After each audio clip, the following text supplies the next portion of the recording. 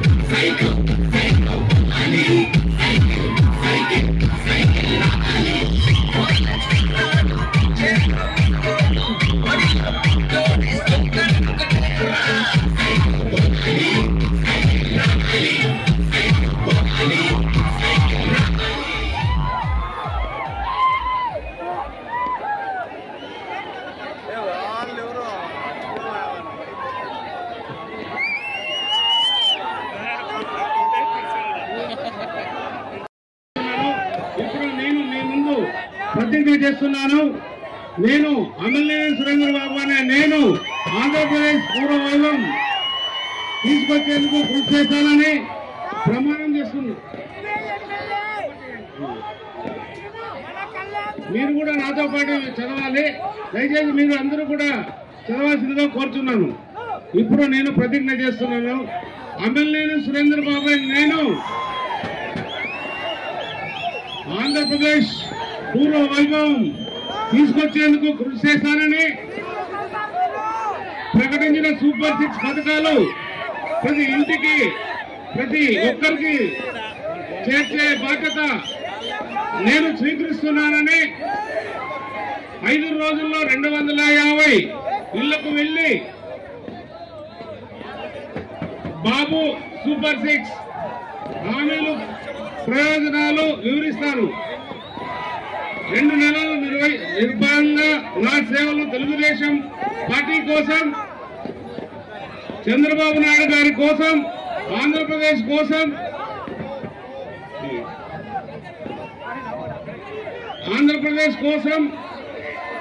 అంకితం చేస్తాం. ప్రతి ఒక్కరూ తెలుగుదేశం పార్టీకి, చంద్రబాబు నాయుడు గారికి, ఆంధ్రప్రదేశ్ ప్రతిష్ట కాపాడేందుకు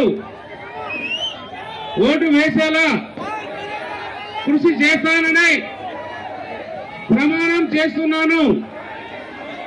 జై తెలుగుదేశం, జై జై చంద్రబాబు, జై తెలుగుదేశం, జై జై చంద్రబాబు, జై నారా లోకేష్, జై పవన్ కళ్యాణ్, జనసేన జై పవన్ కళ్యాణ్, జై జనసేన.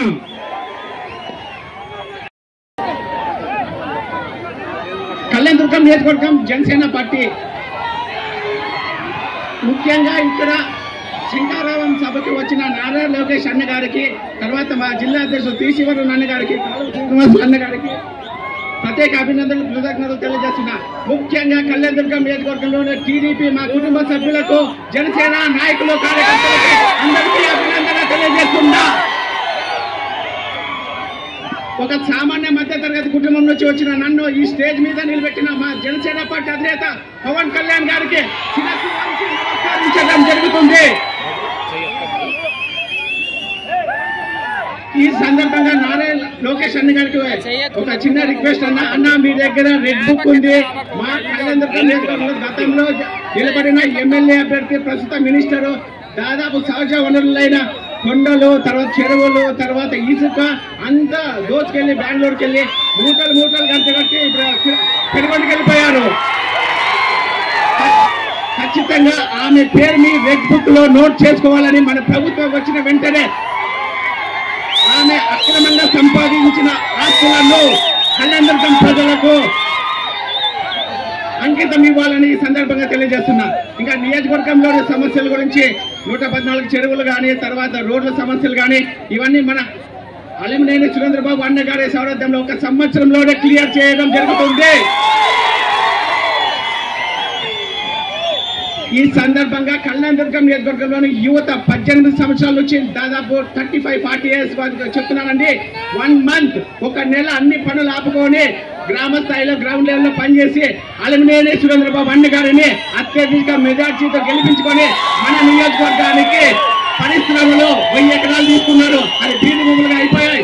1000 ఎకరాల్లో పరిశ్రమలు స్థాపించి బెంగళూరుకి, హైదరాబాద్కి వలసలు పోకున్నట్ల ఇక్కడే స్థానికంగా ఉంటే మన కుటుంబ సభ్యులతో ఉంటే సమయం చాలా తక్కువగా ఉంది కాబట్టి అందరికీ ఓకే. వైసీపీ చాలా చీప్ మైండ్ గేమ్ ఆడుతుంది. జనసేన, బీజేపీ, టీడీపీని విభజించి వాళ్ళు లబ్ధి పొందాలని చూస్తారు.